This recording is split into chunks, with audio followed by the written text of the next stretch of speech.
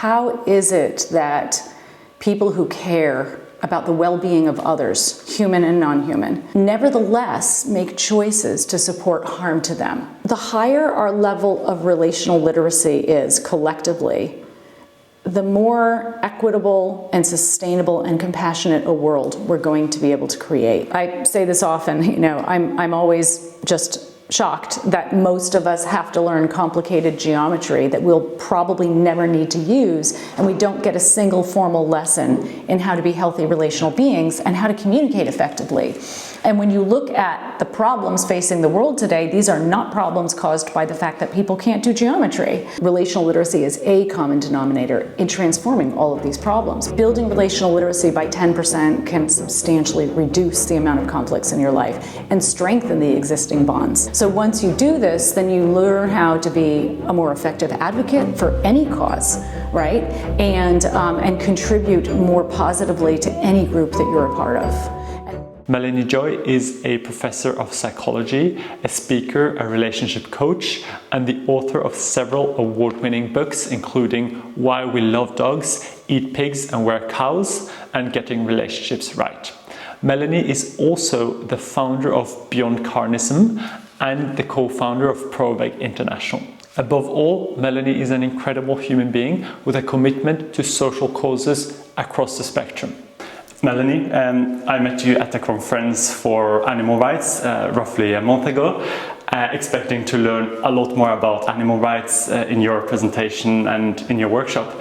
But then I learned a lot about that, of course, but even more about relationships, things that I have put into practice with my partner Tana and my other relationships.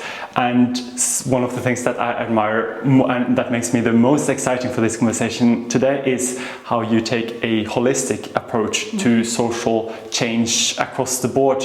And that resonates a lot with your book, your last book, How to End Injustice Everywhere, which is a brilliant book and which really, for me, summarizes a lot of the intention and the thinking behind handprints.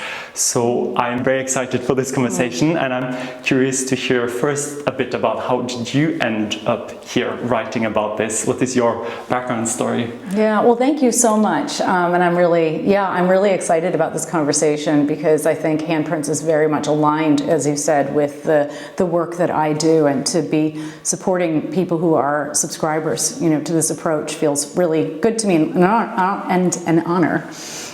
So yeah, my work grew out of my personal journey, which is probably true for most, if not, most people, if not everyone. And it started in childhood. Like many people, I grew up with a dog who I loved like a family member. And I also grew up eating meat, eggs, and dairy. And I was a person who cared about animals. I would never have contributed to their suffering. I was, my family was progressive and, very concerned with social issues. And yet, over the course of so many years and so many meals, I never thought about how strange it was that I could pet my dog with one hand while I ate a pork chop with the other. A pork chop that had once been an animal who was at least as intelligent and sentient as my dog. I just never made the connection between the meat on my plate and the living being it once was.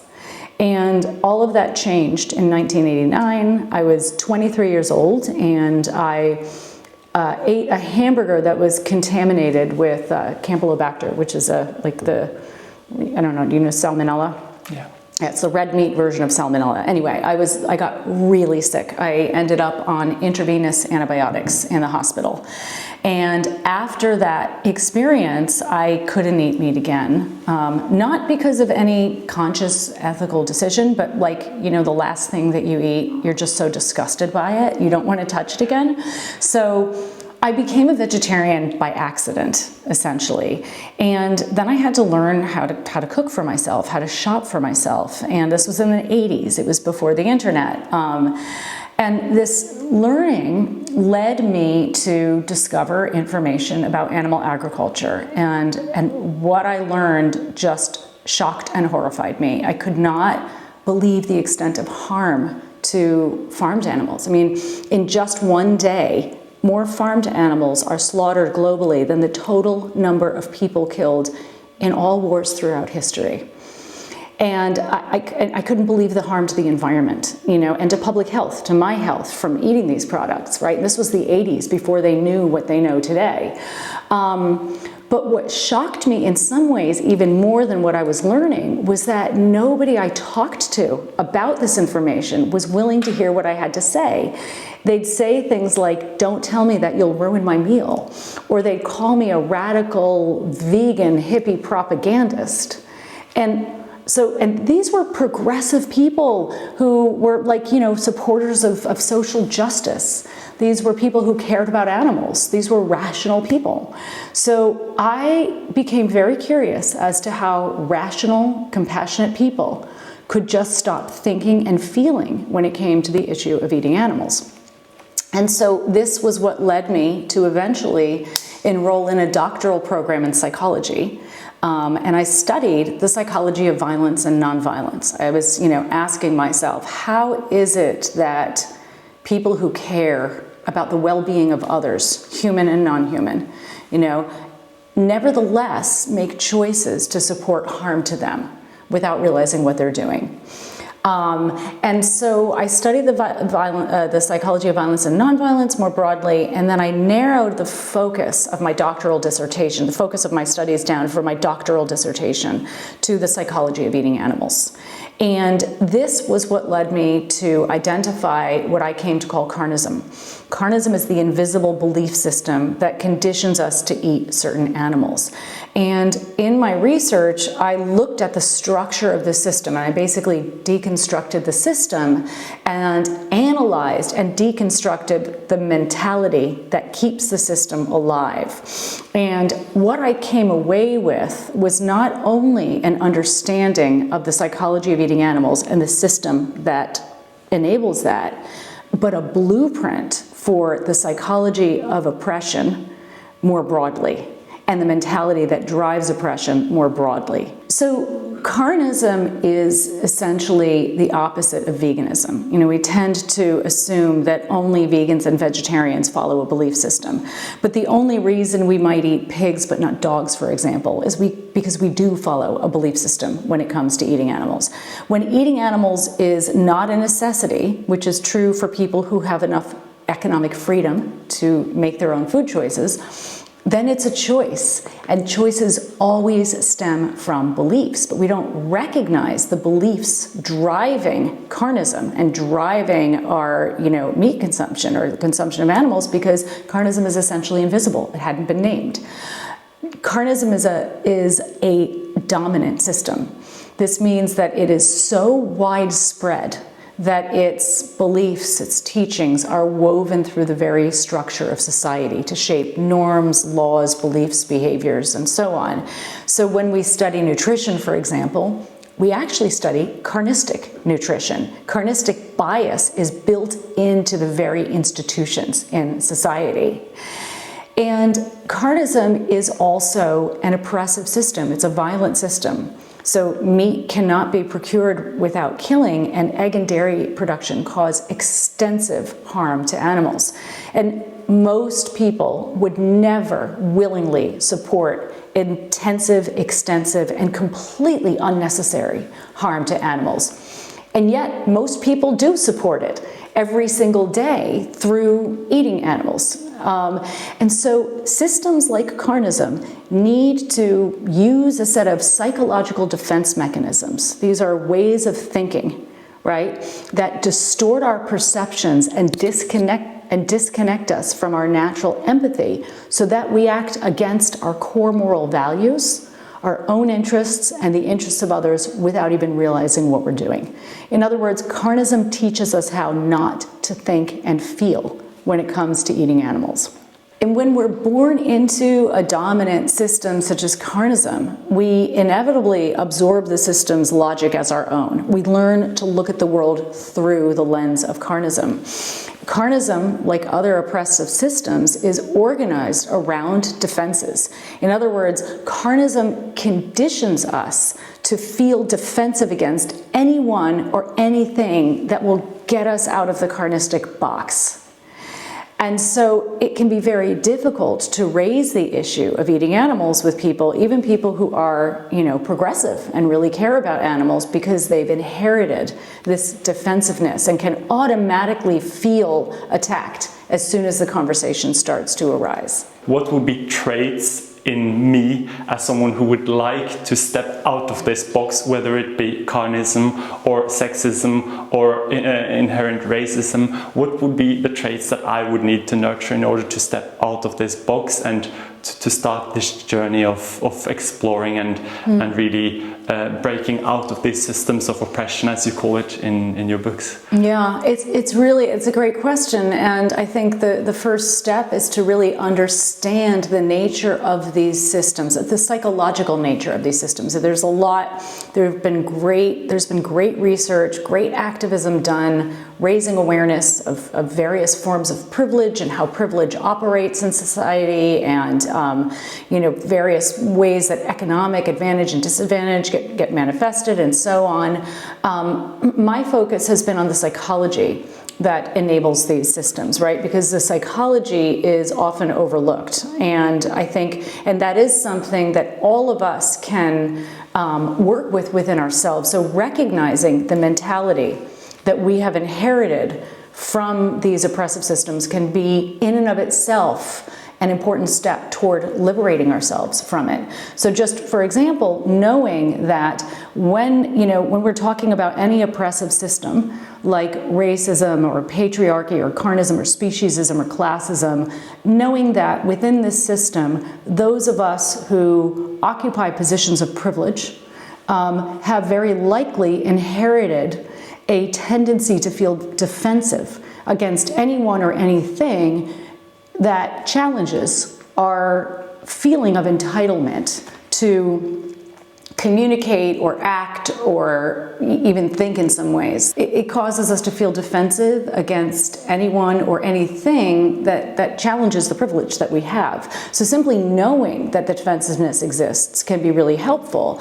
What I did with carnism and then later applied it to isms, more broadly, was to really deconstruct what I call the carnistic mentality, to look at the specific psychological defense mechanisms, because these are cognitive distortions, essentially. And science has shown, research has shown, that when we become aware of these distortions, we're less affected by them, right? So just for example, and I'll use this example with carnism, and we can apply this, more broadly, carnism teaches us to think of farmed animals as abstractions, as lacking any individuality or any personality of their own. So, for example, we learn to believe that a pig is a pig and all pigs are the same. This is a distancing mechanism, right? It distances us from the impact of our choices, the harmful impact of our choices. Carnism teaches us to think of farmed animals as objects, right? So we refer to the chicken on our plate as something rather than someone. These same mechanisms, drive the mentality of racism and sexism or patriarchy and so on and so forth. And so simply recognizing, understanding that we have a tendency, particularly when we're in positions of privilege, to look at those who are occupying different positions in the system and to see them as abstractions, as lacking individuality, to see them or to objectify them. And we can see this quite easily in patriarchy, when men refer to themselves as like I'm a breast man or I'm a thigh man, for example, or just the general portrayal of women as sexual objects for the fulfillment of male, fantasies. Something that has been very useful for me, a phrase that has been very useful for me, is a change of this common saying that you have to see it to believe it. But there is, in Audre Lorde's book, she turns this around and says that you have to believe it to see it. And just that one phrase repeated enough has been something that's been really useful for me, because then instead of blindly trusting what society has imposed on me, whether that be that, as you say, that animals, they don't suffer, or they're all the same, or it's the natural state, or that racism doesn't exist, but then instead of that, starting just let's assume that this is true, this new narrative, that this actually exists, then you can start seeing it and you can start reconstructing it. And that's a great point, and that's a really useful phrase, actually, especially in the context of what we're talking about right now. And it's perfect for explaining carnism, actually. Like, so if you imagine that you are you're biting into a juicy hamburger, and your dining companion turns to you and says, "Oh, by the way, that hamburger is not made from beef, it's made from golden retrievers," right? Chances are what you had just thought of or seen as food, you now think of and see as a dead animal. What you had just felt was delicious, you now feel is disgusting, right? Our thoughts drive our feelings, which drive our behaviors. And therefore, rather than continuing to eat the burger, you probably want to throw it in the trash and maybe even take to the streets and protest. Because you've been so deeply conditioned by carnism to believe that certain animals are meant to be eaten, you don't see the flesh procured from their bodies as dead animals. You see it as food. And when you start stepping out of these boxes, whether being the carnistic view or any of the boxes, ableist or sexist, and you start seeing the dysfunction of the system, it can be quite easy or quite frustrating to see other people who are just a bit behind you on that journey, who are maybe where you were a few years ago, maybe just a few weeks ago sometimes, and then what comes out of this can often be judgment, contempt even. How to combat these feelings and to maintain this mentality, this comprehension that other people are where you used to be? It's really challenging, and one of the biggest challenges that people face when they are advocating for a particular cause is being able to interact with their friends and family, their loved ones, and then also, sort of society more broadly, when those other individuals don't see what you see and are even resistant to the work you're doing. So like many people who are advocates and activists, are going through life cleaning up the mess made by others and getting, very little, if any, acknowledgement and recognition, and often even being belittled or teased for their efforts and put down. So it's, a lot of the work that I do is trying to help empower people who are trying to make a positive change to help sort of offset some of this and provide ways that they can be more resilient in the face of this pressure. It's often pressure to conform or, just challenges within relationships. So one thing that can be helpful is to simply be aware of the way that these systems, I call them non-relational systems, they're oppressive systems, right? The way these systems maintain themselves is by creating myths or narratives. Basically, oppressive systems need to use two types of defense mechanisms, right? I call them primary and secondary defenses, right? Primary defenses promote the idea that supporting the system is the right thing to do. So with carnism, right, they teach us to believe that eating animals is the right thing to do. Secondary defenses promote the idea or maintain the idea that anything that challenges the system is the wrong thing to do. So with carnism, we learn to believe that not eating animals is the wrong thing to do. And one of the ways that a key way that secondary defenses get manifested is through creating negative stereotypes of those who challenge the system. So in this case, if we talk about carnism, we're talking about vegans, right? As I said, people learn to feel defensive against anyone or anything, or to reject anyone or anything that would help get them out of the carnistic box. And so we can see, negative stereotypes against advocates are a way to shoot the messenger, right? If we shoot the messenger, we don't have to take seriously the implications of their message. So for example, somebody who's advocating veganism or for animal rights is often portrayed as, overly emotional. You're an overly emotional animal lover. Well, somebody who's overly emotional is not rational, and somebody who's not rational is not worth being listened to. And of course, the same stereotype has been used to pathologize, essentially, feminists who were advocating for women's right to vote, who were called hysterical, anti-racism, anti-slavery abolitionists, who were called sentimentalists, right? It's just a way of pathologizing and therefore silencing critical voices. And when you think about it, the emotions of sadness and grief and moral outrage that are a reaction to these global atrocities, this global catastrophe of carnism. I mean, these are much more appropriate, healthy, legitimate emotions. This is a healthy, legitimate emotional response. Much more concerning is the widespread numbing and apathy of the dominant culture. So one thing that can be helpful is for advocates simply to be aware of these sort of like negative stereotypes and these backlashes, that are being directed against, the message that are being promoted.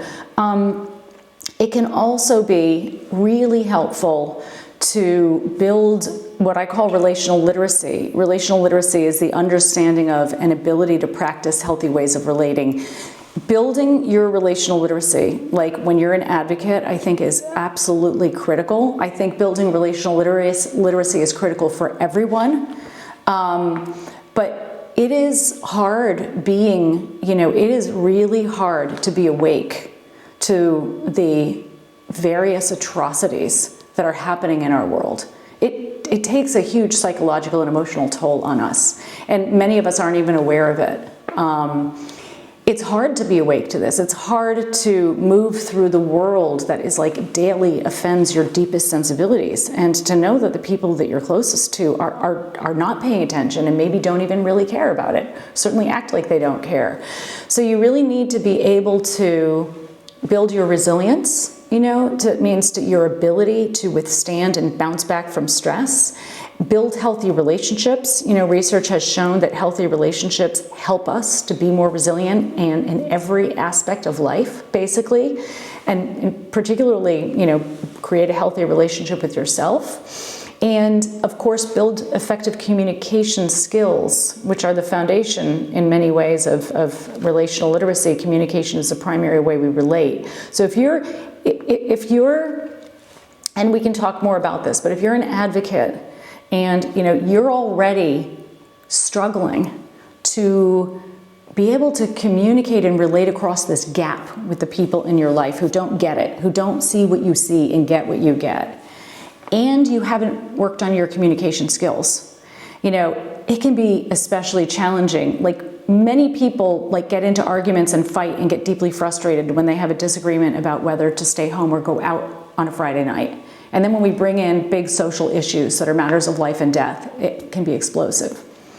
And how to train your communication skills? Because for me, the greater part of my life, I've never paid any attention to communication. And after meeting Tana, I saw that quite a big difference in how we articulate ourselves, and for the last 5 or so years I've paid a lot of attention to my communication, but I still see a huge gap, and it's frustrating that after 5 years I still struggle to have these conversations. So how do you build this as someone who's interested in communicating better but it struggles to really figure out how, or feels that they're trying but not really getting so far? It's such a good question. I mean, first of all, don't let the perfect be the enemy of the good. I say this often, I'm always just shocked that most of us have to learn complicated geometry that we'll probably never need to use, and we don't get a single formal lesson in how to be healthy relational beings and how to communicate effectively. And when you look at the problems facing the world today, these are not problems caused by the fact that people can't do geometry. So most of us just stumble through our relationships and our communication, doing the best we can with what we've learned, and a lot of what we've learned isn't very helpful, because our parents didn't have this training. So we have to be really compassionate with ourselves and not expect ourselves to be able to communicate perfectly, because nobody can. And so one thing I want to point out before I talk about building effective communication skills is how much of a ripple effect that can have. So the higher our level of relational literacy is collectively, the more equitable and sustainable and compassionate a world we're going to be able to create. Like, when you think about some of the most pressing problems facing our world today, like war, poverty, racism, patriarchy, carnism, animal exploitation, climate change, domestic violence, toxic workplaces even, you can see that these problems share a common denominator. There are various common denominators, but one key common denominator is relational dysfunction. This is dysfunctional ways of relating between social groups, between individuals, within systems like a family system or a workplace, between humans and other animals, between humans and the environment, you know. Relational dysfunction is this common denominator, and what that means is that relational literacy is the common denominator, or relational literacy is a common denominator in transforming all of these problems. People can, you know, especially people who are holistic thinkers and who are cause-oriented, really thinking about how do I create a better world for everyone, right, can easily feel overwhelmed. Like, oh my God, here we've got poverty, we've got like unbridled capitalism, we've got like, you know, patriarchy and sexual harassment and animal exploitation. I just can't take it all on. The good news is that when you build relational literacy skills, you are building the skills so that you can participate in transforming those problems simultaneously. And I can explain why. But you can, you know, whether it's because you want to help like heal your marriage, or you want to have closer friendships, or you want to have a better relationship with yourself, or you want to support your grassroots group, anytime you improve your relational skills, you are improving the world. It will have ripple effects. And I'm going to explain why. This is such a refreshing take on things. Great. I'm super excited to hear how exactly to do this. But first, I just wanted to comment that we are so focused in terms of social impact on the impact part, on the measurable part, which is how inclusive are you hiring, how many people do you hire of a different background, or do you eat vegan or not, donating to effective charities, these kind of measurable things. And I feel that often this, which is harder to quantify, to the communication, the relation part, which is more about planting seeds and then not knowing what they'll lead to. But it's so refreshing to bring this up and to see really how that is kind of the common, as you say, the common denominator, the foundation for all of these other things. That's how we get to the concrete measurable action as well. Yeah, thank you. And it's a really good point. It's not either or. Like, it's not either, you know, we have to look at our impact. We have to look at interventions and how cost effective they are. And as well, if we improve our relational literacy, right, we will improve the impact of all of these interventions. You know, there's been a lot of research done, and we have this on our website at infighting.org, looking at the incredible waste of resources that are caused by teams that don't work together effectively, leaders that don't communicate effectively and have quote unquote low EQ. And you know, when we think about our groups that are organized, you know, our grassroots groups and our professional groups and our movements that are organized to help end injustice, and we look at the infighting within these groups and within these movements, and we're talking about massive amounts of money and other resources that are being lost because we're not interacting, we're not relating in a way that's skillful.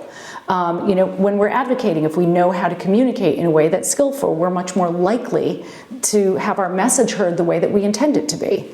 So there are so many benefits to it, and I think that one of the beautiful things about building relational literacy is that for people who are advocates who feel overwhelmed and like they just don't know what to do or how to help, and it's just too many causes. Well, when you build your relational literacy skills, number one, your life gets so much easier. I mean, building relational literacy is like learning literacy, like learning to read and write. The world opens up for you in a whole different way. If you think about, like, in your life, what causes you the most stress, what you lose sleep over, what you can't focus because of. It's probably interpersonal conflicts in various ways, right? Once you're more relationally literate, you can substantially, building relational literacy by 10% can substantially reduce the conflicts, the amount of conflicts in your life, and strengthen the existing bonds as well. So once you do this, then you learn how to be a more effective advocate for any cause, right? And contribute more positively to any group that you're a part of. And model for others. Most of the communication that happens, that takes place, is online today. And we're always modeling, for better or worse. We're modeling effective communication or, healthy relational skills, or modeling the opposite, which is non-relational and toxic. So each time you communicate, it's an opportunity to water the seeds that you want to grow in the world. How come, when this is such a superior way of communicating, so much more efficient, so much more humane, why has this not become the dominant way of communication? Because that's the basis of evolution, that what works better tends to kind of advance. So why is this still something that's so difficult for most of us? And why is the mainstream communication so violent still? It hasn't been prioritized. And I think things are changing, right? Things are changing, but it hasn't been effective. These quote unquote soft skills, that are feminized have not been given priority. And that's why most of us, we get lucky and start learning them. We have the privilege of being exposed to this information that is life-changing and helps us be more effectively world-changing. And it's why we need to have more conversations like this, to bring this information to people more fully. So let me talk about what a healthy communication looks like. I'll start out talking about the foundation of relational literacy, and then we can apply this to effective communication, right? So relational literacy is based on a number of principles and tools, but all of these are based on what I call the formula for healthy relating. This is a formula you can apply to every interaction, every relationship. A relationship is really just a series of interactions, right? It applies to your communication, it applies to your interaction with other animals, other humans, and so on. In a healthy interaction, we practice integrity and we honor dignity. And this leads to a sense of security and connection. So when we practice integrity, that simply means we practice the core moral values of compassion and justice. These are universal human moral values, the most prominent ones. To boil it down further, we treat the other individual with respect, the way that we would want to be treated if we were in their position. So we practice integrity and we honor dignity. Dignity is one's sense of inherent worth. So when you honor someone's dignity, that means you think of them as worthy of being treated with respect and treat them accordingly, right? You don't think of them as less than you or anybody else of being treated with respect. So if you think about a relationship in your life that's a good relationship, chances are you trust that this other individual does not see you as less worthy than they are or anybody else of being treated with compassion and respect. And chances are you feel secure and connected with them. And if you think about a relationship in your life that's not good, you probably recognize that person harms your dignity. They look down on you and see you as less than, does not practice compassion toward you, and you feel insecure and disconnected from them. And like most things in life, this formula exists on a spectrum. It's not that a behavior is either, relational, that's healthy, or dysfunctional, non-relational. It's more or less so, right? So in any interaction, at any moment of the day, we can pause and ask ourselves, if you're in a difficult interaction, pause and ask yourself, do I feel like I'm practicing the formula now? And see if you can course correct. And if you feel like you are, or you're really struggling to, ask yourself, is the other person practicing the formula toward me? Because when we are advocates for causes, very often other people don't honor our dignity. They're looking down on us in some way, or maybe defensive against us in some way. Now, if we want to talk about specifically how to communicate in a way that's effective, right?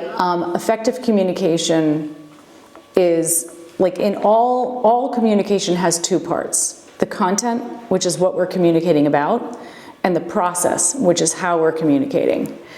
Most of us tend to over-focus on the content and under-focus on the process. We just want to get the right words. We want to say it the right way. But really, the process matters more. So if you think about like a conversation that you had maybe 6 months ago or a year ago, there's a good chance that you completely forgot the content. You don't even remember what you talked about, but you probably still remember how you felt in that conversation. The process determines how you feel. When our process is healthy or relational, we can talk about anything without arguing. And when our process is unhealthy or non-relational, we can't talk about anything without arguing. When a process is healthy, it reflects the formula that I talked about.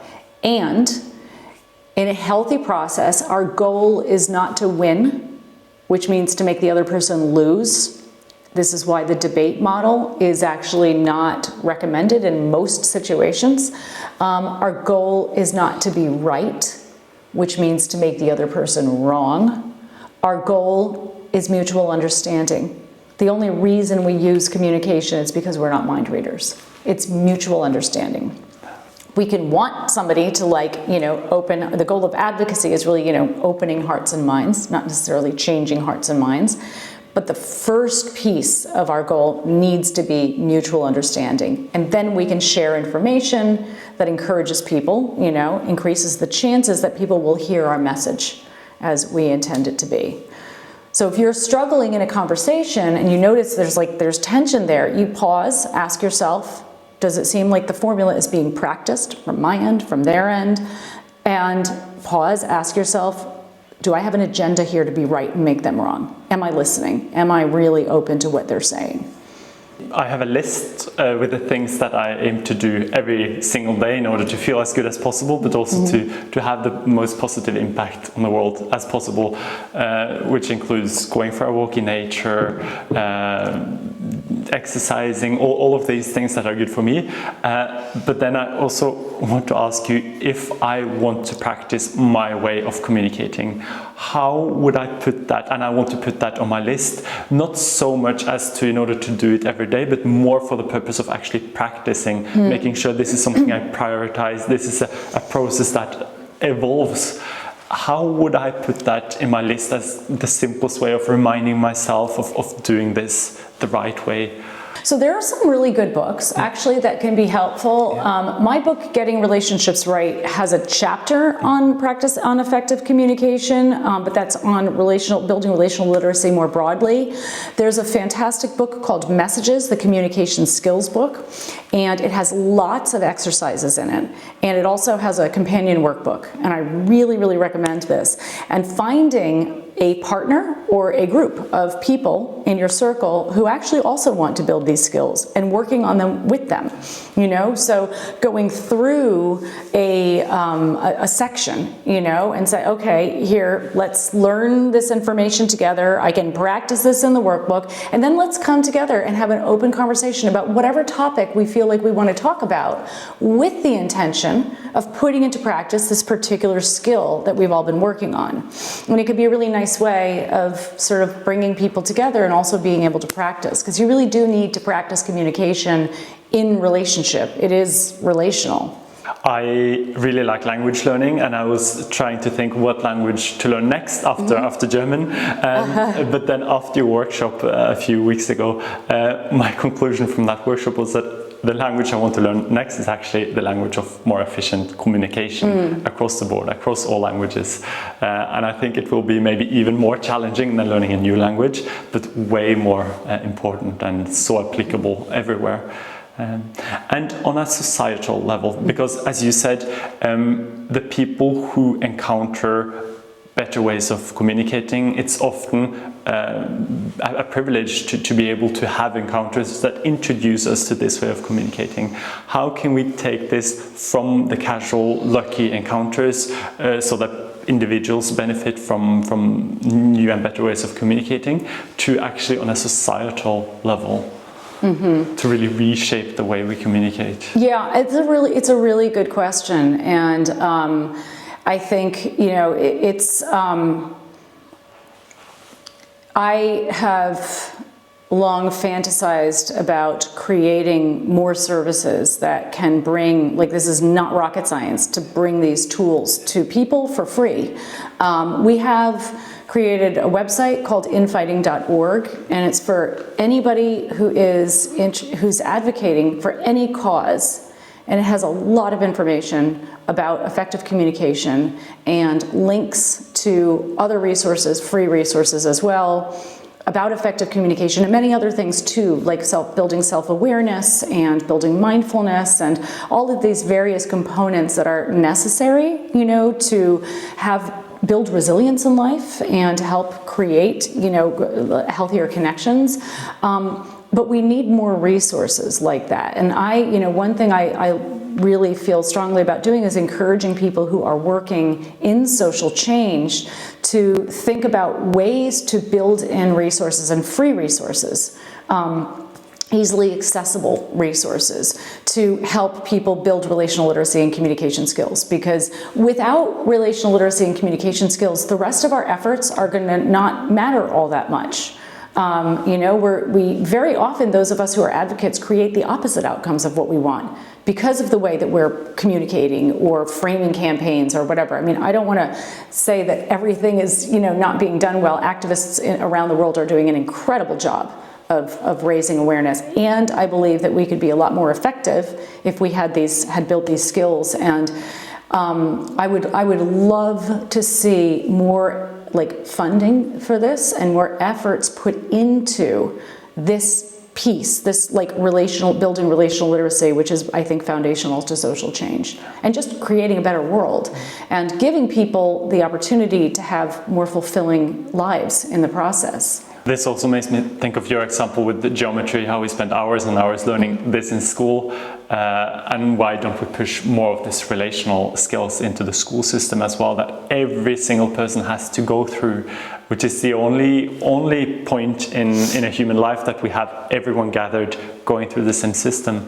Totally. Well. Yeah, I agree with you 100%. Like this needs to be built into the school system, and some schools are starting to actually do this, which is nice, but we really have a long way to go. This along with relational skills, along with mindfulness, actually, which is also extremely important. And you touched upon this briefly, but our relationship with our society. I work within migration in Norway, and I know that a lot of people really struggle with feeling accepted, feeling wanted by society, feeling very rejected. And a previous guest on this podcast told me that the word for relationship in Albanian is giving and receiving. And I know that many people within the society, they feel like they are not receiving anything, they're not even wanted. How to relate to a society that doesn't really it doesn't feel like it gives you anything. Awareness is probably, you know, one of the most important first steps that we can take, and really awareness of the psychological impact of the experience. You know, this is another an example of like a dysfunctional way of relating, and people, you know, internalize these messages. You know, people who are again, occupying disadvantaged positions in a given system, and certainly people who are, you know, many people who are immigrants, and particularly immigrants of color, experience this sense of just being so rejected and judged and looked down upon, and then internalize those messages and feel it themselves. And so when I used to teach English to non-native speakers, to immigrants in the United States, like the materials I always chose were books on empowerment, and conversations were about what is shame, where does shame come from, what does discrimination look like, how does discrimination affect us, you know, and so really helping people who are on the receiving end to understand that these narratives are narratives, and they're dominant narratives, and they're toxic dominant narratives.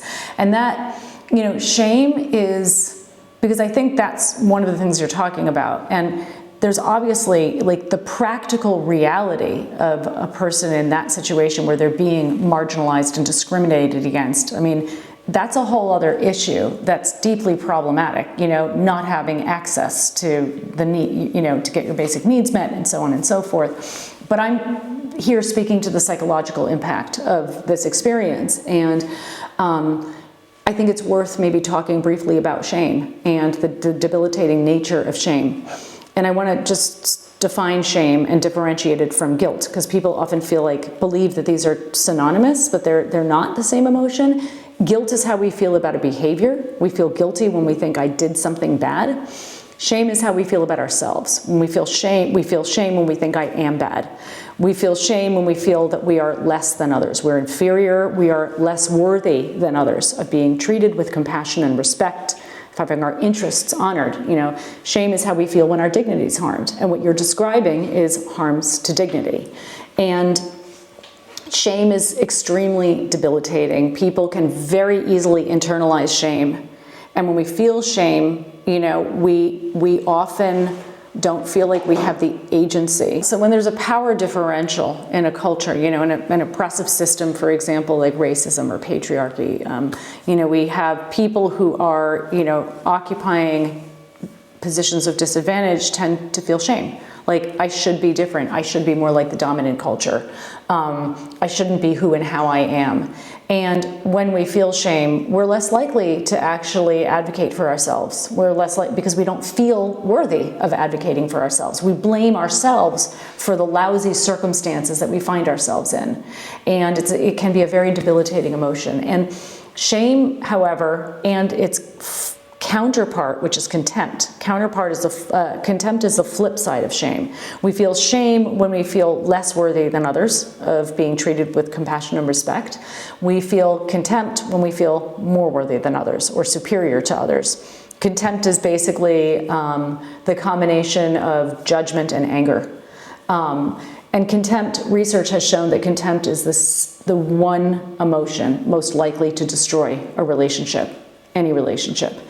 And so shame and contempt only exist in comparison. Like, you can't feel ashamed unless there's someone to compare yourself to. You can't feel less than unless there's someone you're comparing yourself to who's better than in some way, even if that someone is only an idealized version of yourself.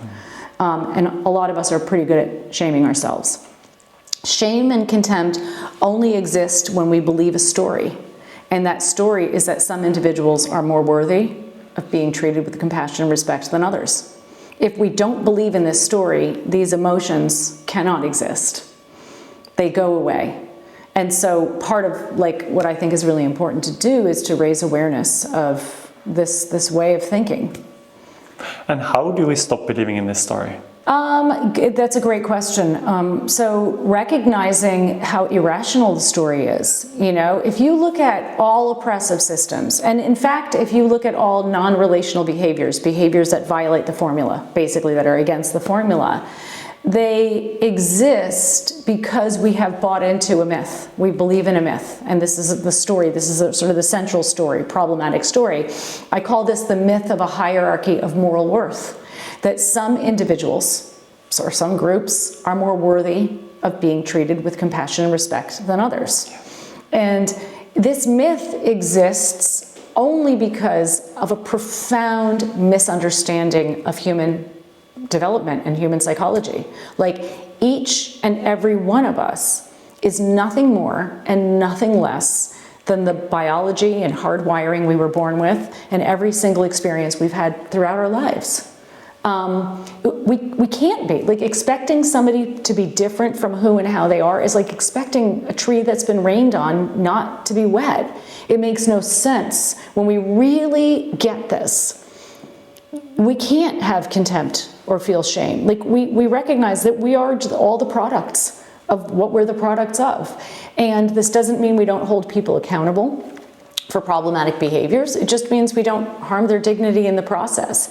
Now, this is easier said than done because we've been so deeply indoctrinated to believe in this myth of a hierarchy of moral worth. But if you really think about it, you know, when you are treating somebody in a way that's toxic, non-relationally, right? When you're really looking down, when you're in a position of contempt yourself and you're communicating with somebody from that place, which is putting them down, usually shaming them, communicating that they're less than, they're wrong because of who they voted for, because of what they eat, because of how they live. You are doing that because you have placed yourself in a position of moral superiority.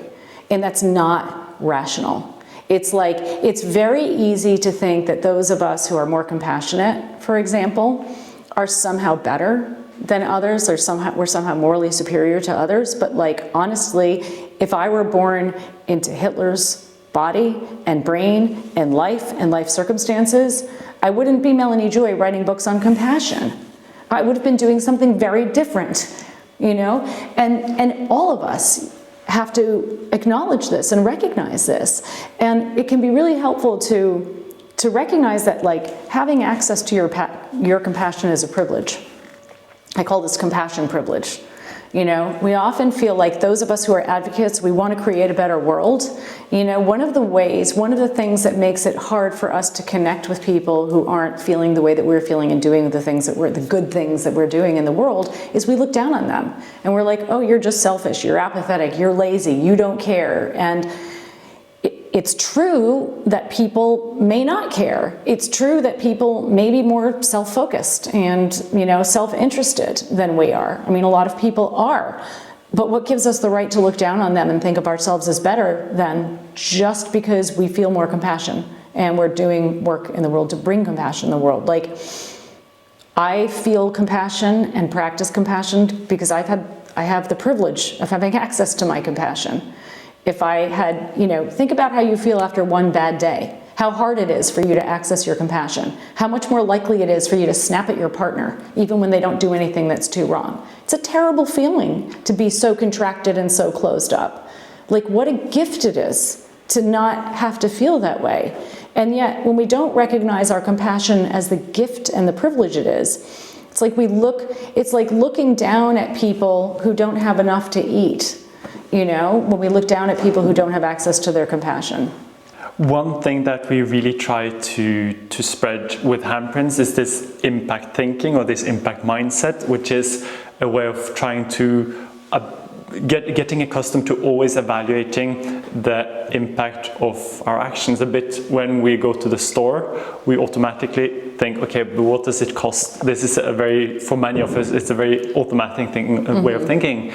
And we make so many choices throughout the day. Some people say 35,000 different conscious or remotely conscious choices from what we eat. Do we brush our teeth? Do we say hello to the bus driver? And most of these choices, if it's 35,000 or another number, at least it's many of them, and they all have an impact on the world. And if we start if we make the habit of understanding a bit what is our impact, I'm curious to see, how does this relate? How could this be a tool of communicating better?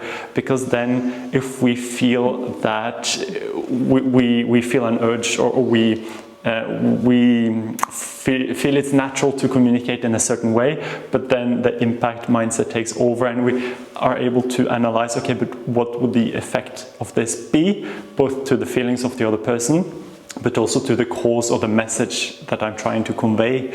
Yeah, I'm not sure if there's a question in there, but it's like an observation. Yeah. How could these two connect? I mean, I understand what you're saying. It's sort of like, you know, we're always ambassadors, right? For better or worse. What kind of ambassador are we being, you know? And there's a great Buddhist saying that I just love, which says, we all have within us the seeds of greed, hatred, and desire. And we also have within us the seeds of love, compassion, and empathy. And our job is just to water the right seeds. And I think that's what you're saying. You know, what are the seeds, you know, we want to water? At the same time, for people who are working to create a better world, most of us who are in these positions tend to be people who are conscientious. Conscientiousness is, you know, the desire to be good and to do good. And when you're conscientious, you can tend toward moral perfectionism, and you can tend to be kind of hard on yourself and not give yourself a lot of wiggle room.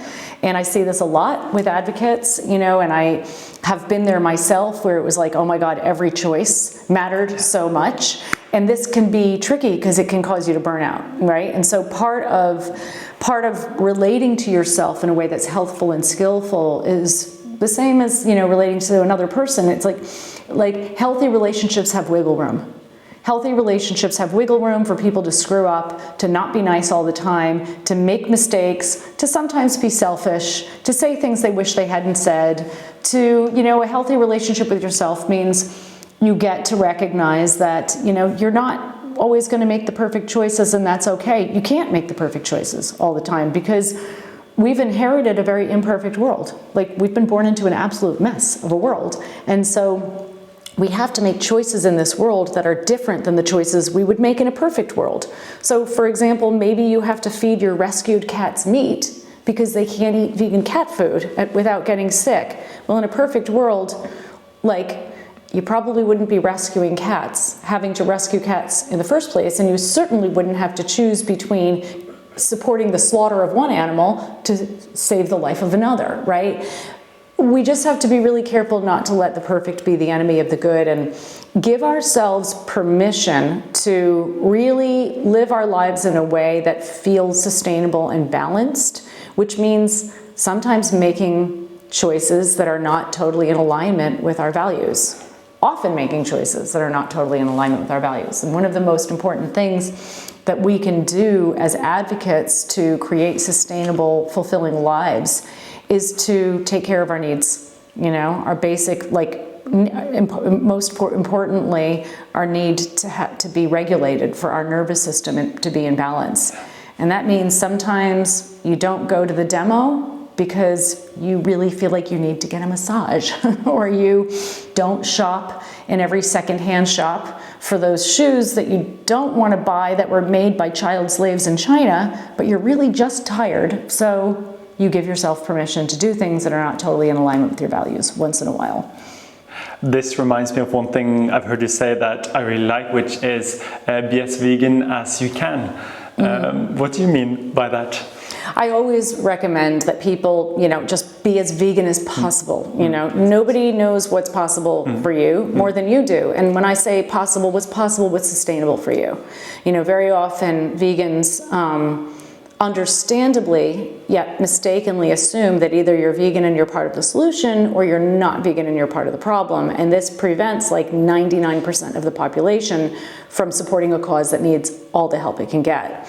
We can ask people to just make each meal as vegan as possible. And frankly, if everyone in the world were as vegan as possible, the world would be vegan fairly quickly.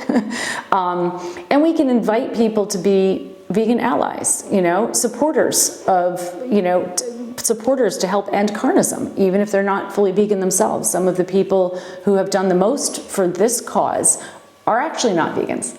They're people who are using their influence in other ways, reporters who are, you know, writing articles, raising awareness among millions of readers about veganism, or parents of vegans who are supporting them and, you know, advocating that school systems change their default offerings to vegan, or philanthropists who donate to vegan organizations, but they're not vegan themselves, but they want to support the cause.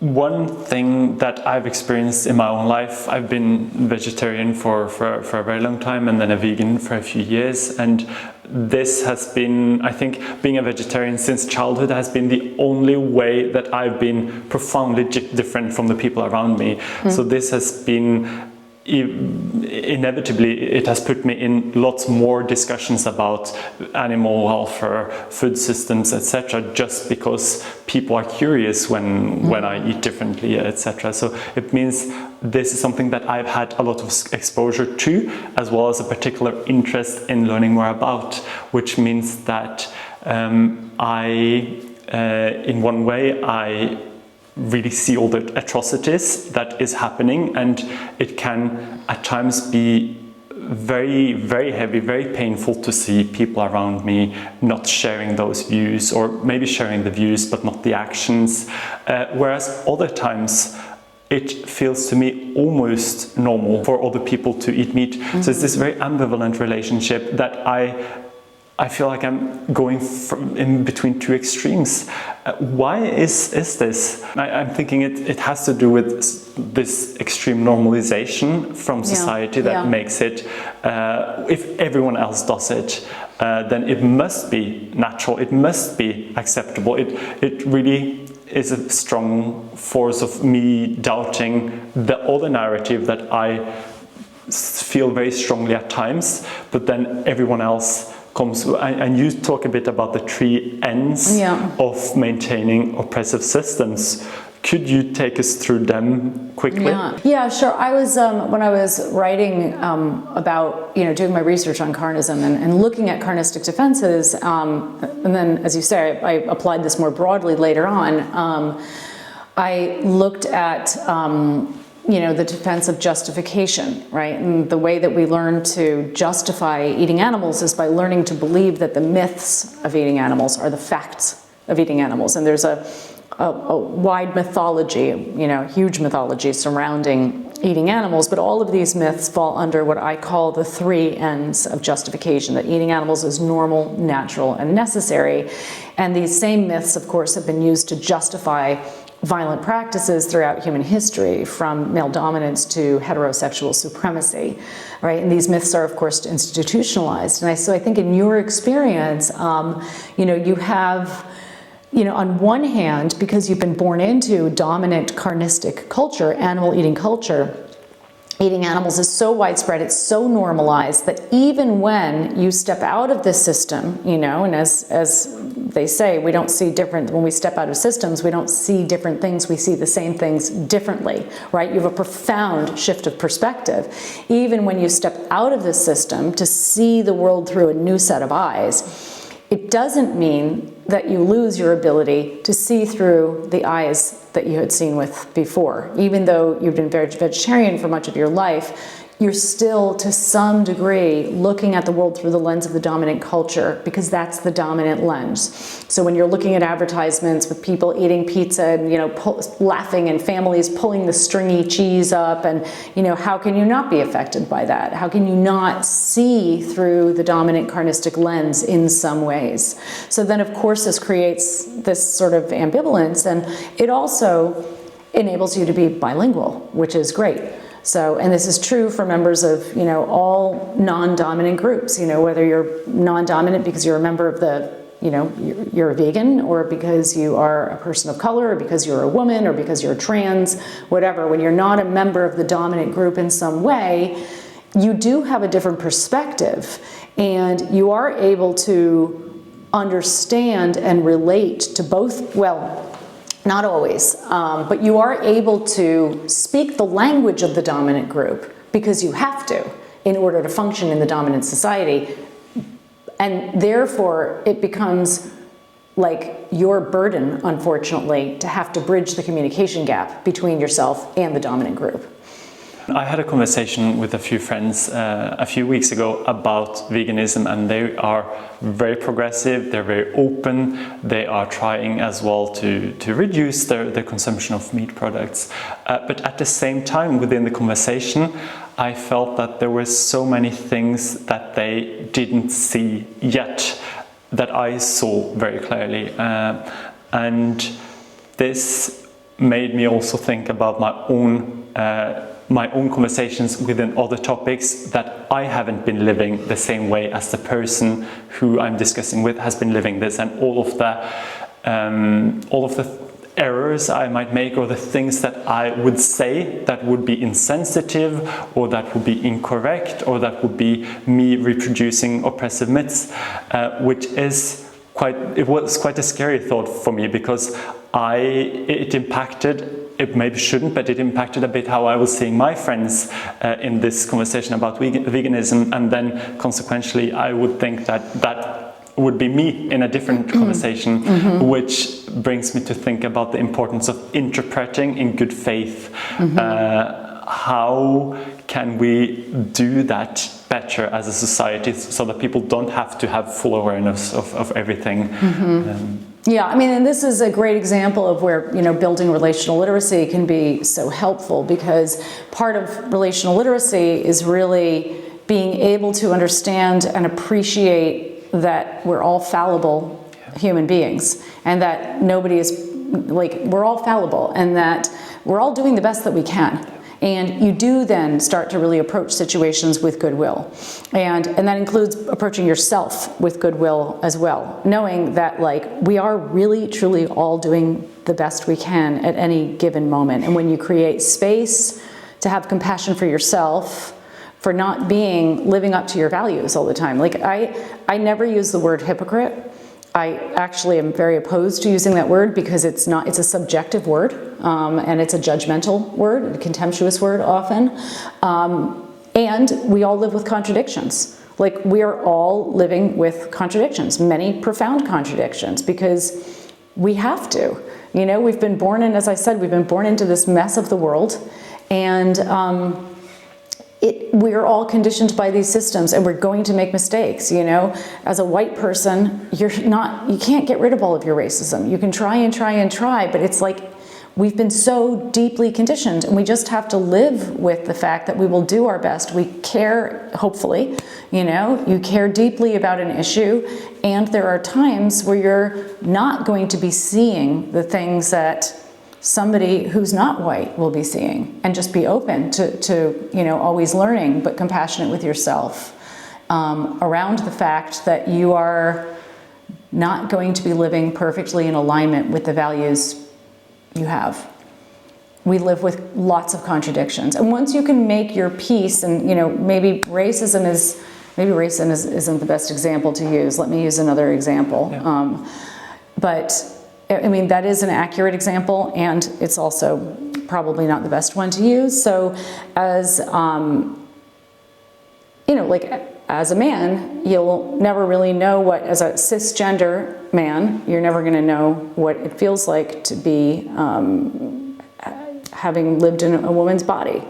And yet you're open, you're compassionate, you kind of are open to feedback, and you're open-minded, and there are probably going to be ways that you say things that don't land the way that you would like them to land in mixed gender situations. You need to be able to live with that in yourself. We all need to be able to, especially those of us who are really conscientious, live with the fact that we can't possibly practice our ideals all the time. Not in this world, anyway. And that has to be okay. It doesn't make us bad people. Good people can participate in harmful practices, and it doesn't make them bad people. When you have that space for yourself and you have that space for others, it makes life a lot easier. I have a very practical example as well. I co-founded an organization in Norway that works especially within the field of migration inclusion. But then for me personally, it's very important that this organization does not just tackle its core cause, but that it tries to be as open and try to have a positive impact across the board on all different causes. And then naturally, being a vegan organization, only serving vegan food is a very important part of that, especially since we have big events. There's quite a lot of food produced, and it's a nice channel as well to spread another message, and it gives, in a sense, increased credibility, because it comes from an organization that has its main focus as within migration and inclusion, but that also shows that it's able to see other causes. I think this is something that's very important as well. Yeah. And then what I find challenging is that the practicalities of turning an organization into a vegan organization is quite easy. It's just find a few good caterers, use them whenever a few good vegan caterers use this food whenever there are events. Mm-hmm. Maybe even add it to the statutes that we should only provide vegan food. However, the difficult part is not necessarily convincing people of this either, but communicating to people this desire, right? Because it is still seen as a bit radical. It is seen as being difficult, and when people around me, I feel that people around me feel and think these things, I start thinking that myself as well, I start seeing myself as being difficult, and it becomes very difficult to really front and to push this suggestion. Right. Yeah, and this is a challenge that, like, you know, members of non-dominant groups, you know, are promoting non-dominant ideas, I would say. People who are promoting non-dominant ideas are often perceived as controlling when they're not necessarily being controlling. I mean, it's like when you look at vegan parents, you know, they're often accused as like taking away their children's freedom of choice, you know, or indoctrinating their children. But, like, you know, we recognize that parents raise children in alignment with their own values, which is why we don't expect Democrats to raise their children as Republicans, you know, or Christians to raise their children as Muslims. And when, you know, often when somebody who's vegan is like requesting that vegan food be present, you know, they can be seen as controlling, whereas when vegan food is not present, that's not perceived as controlling. And this is another sort of way that carnistic defenses can get manifested. And the challenge, you know, is not to internalize the reaction, the defensive reaction, but to be able to be ready to, as you say, communicate about it. And it's why I think it's very important. One of the reasons I wrote How to End Injustice Everywhere, one of many reasons, is to help get animal justice on the map of justice issues. Because the very same mentality that causes us to, you know, commit injustices or support injustices against humans is the mentality that causes us to support injustices against non-humans. It's the same mentality. The experience of victims of these unjust systems will always be the same, but the systems are structurally similar, and the mentality that drives the violence and the injustice is exactly the same. It's really not enough for us to simply look at who is oppressing or abusing whom. We need to look at and understand how and why we oppress and abuse in the first place. Because otherwise we're just going to trade one form of oppression for another as we work to create a better world, right? If we want to create a better world, we need to change the way we relate. And that means how we relate across the board. Because otherwise this mentality just reproduces itself. And so some of this, you know, some of the challenge is, as you said, it's communicating, you know, and if you communicate to your group, you know, here's why we have vegan food, because, you know, veganism is one expression of the core values that we espouse. Values of honoring dignity, however you want to put it. That could be helpful, and it doesn't change, it doesn't mean that you won't experience some form of defensiveness. In meat-eating cultures around the world, people learn to classify a small handful of animals as edible. All the rest they learn to classify as inedible. And even though the type of species consumed changes from culture to culture, members of all cultures tend to see their own choices as rational and the choices of other cultures as irrational, disgusting, and often even morally offensive. Melanie, I mentioned earlier that I have a list of the things that I do every day for my own well-being. I have called it my happiness list, which includes things such as exercising, walking outside, being with my friends or my family. How does your happiness list look, and what are points that make sense to have on such a list, or habits that we practice, if not daily, but with some regularity, maybe especially as advocates for a cause that we do encounter a lot of suffering, we do see a lot of the things that are wrong in the world. So what are the habits that could help us stay sane and stay motivated and avoid burnout in the long run? Yeah, so I have a website, infighting.org, that I really recommend anybody who's an advocate visit. It's all about like how to prevent and manage infighting, and ways to do this by taking care of yourself, building resilience. And so a couple of, you know, tips that I would recommend and things that I do myself. One is that as advocates, our tendency is to really be thinking about others all the time and how much we can help. And when we know there's so much work to be done, it's really hard to give ourselves permissions to turn off. And we really need to do that.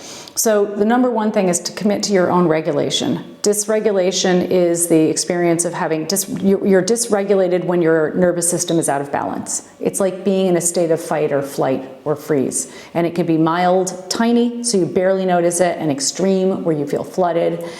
Give yourself permission every day, multiple times a day if possible, to check in with yourself and ask yourself, do I feel in balance right now?